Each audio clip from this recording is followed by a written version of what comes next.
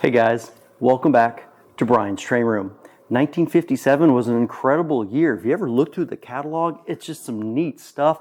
And what's really interesting is the actual cover of the catalog shows all these cool engines just coming right at you. Well, very similar to this poster that's right here. Well, where'd the catalog artwork come from? Where'd the poster artwork come from? That's coming your way. Fun's the word for a Lionel electric train because you're in charge. Yep, on the Lionel line, you're the boss. Lionel trains will make this Christmas one to be remembered, always. To post-war Lionel collectors, 1957 is a special year. A slew of new engines and rolling stock like the 746 Norfolk and Western J, snowplow, the cop and hobo car, and the boat and airplane transport cars graced the pages. Highly sought-after sets such as the Girls Train and Canadian Pacific set were offered as well. But the first thing collectors envision when you say 1957 is the cover of the catalog, with Lionel 1957 across the top. 6 motive power units headed down the new for 1957 Super O track. The image was used not only on the consumer catalog, but also on multiple publications and posters. So, where did the image come from? Well, an original work by one of Lionel's talented commercial artists. Before the advent of computer-generated images and editing, companies such as Lionel relied on commercial artwork for their product promotions and packaging. Companies such as Midgetoy, American Flyer, and Bachmann needed these artisans to create their iconic products. Sadly, once the artwork was used, it no longer was needed by these companies and was typically destroyed or relegated to trash, making original examples highly collected today. Shown is the original artwork used to make the 1957 consumer catalog. The image of 5 engines, a Baby Hudson steamer, a 2351 Milwaukee Road EP5, a 2379 Rio Grand F3, the new 746 N&WJ locomotive, a 2373 Canadian Pacific F3, and a 602 Seaboard switcher. The words Lionel 1957 and a sign with Introducing Super O track. The image of looking down the tracks at the new 746 Norfolk and J Western coming right at you is just amazing.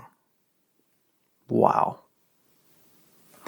The image was also used on dealer posters with additional wording as well as multiple publications promoting Lionel for 1957 products.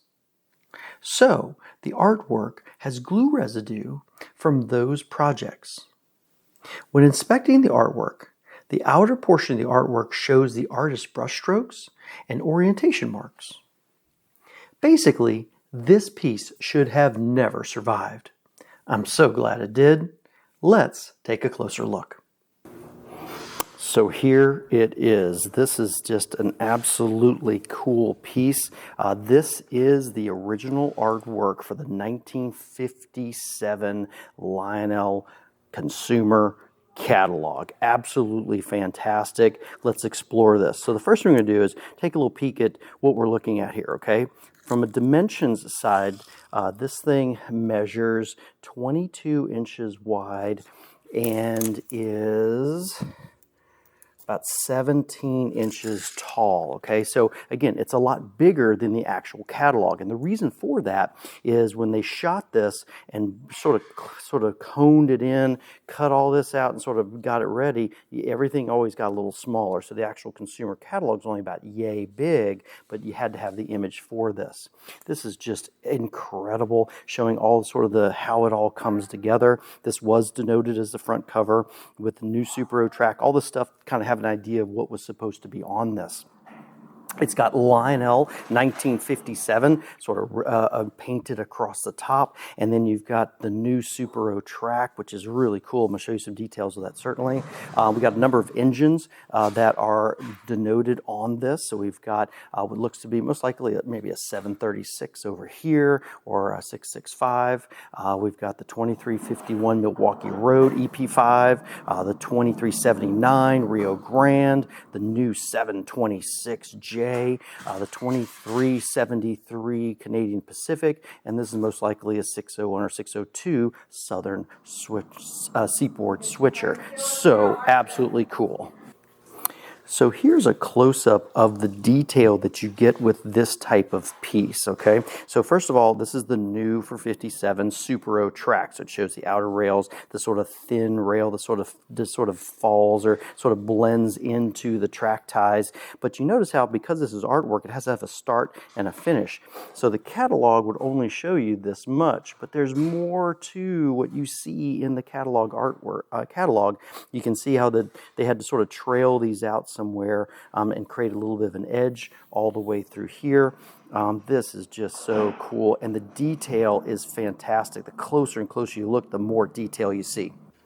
Now this is a detail of the engine. Remember, all this is hand painted, okay? The details that you see on this are absolutely fantastic. You can just see the headlight coming at you. You can see the 2379, the 2351 of the Milwaukee Road EP5. I mean, it just looks like the closer and closer you get, the more real it looks. It's incredible, the detail that was put into these two. And again, this is artwork. And as we focus in on the detail of the new 746 and the 2373, you can just see it coming right at you and just the incredible detail associated with that. And look at these Canadian Pacifics. I mean, those are absolutely gorgeous. This is one of those pieces where the more you look at it and the closer you are, and seeing it in person just absolutely blows things away. That is so cool. Now the next thing I want to show you is what kind of looks like this sort of yellowish part across the front, okay? Now you sit there going, well, that's not on the catalog. You're exactly right.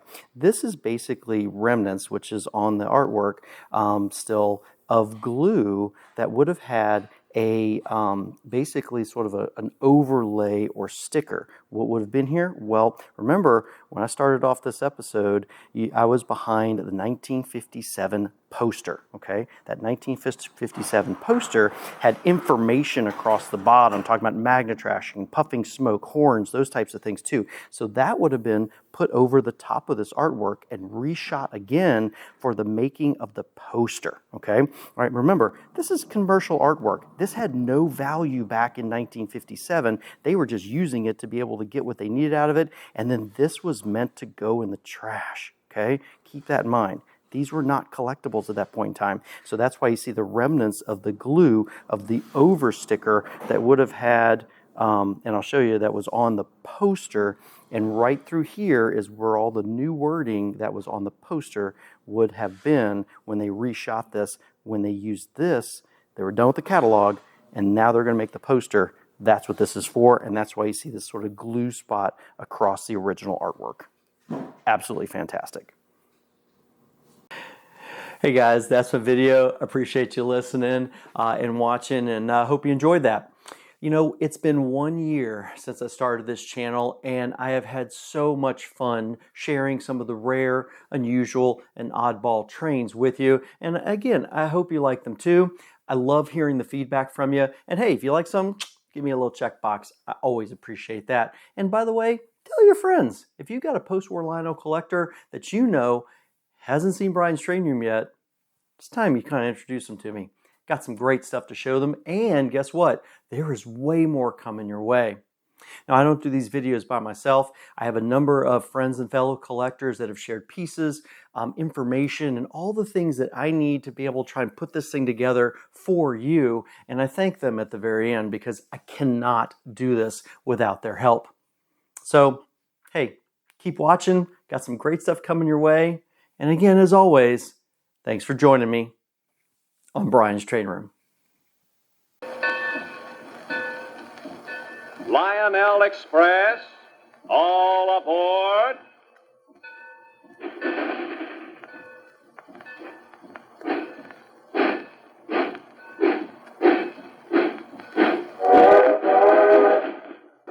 Look at her streak along the rails. It's a Lionel.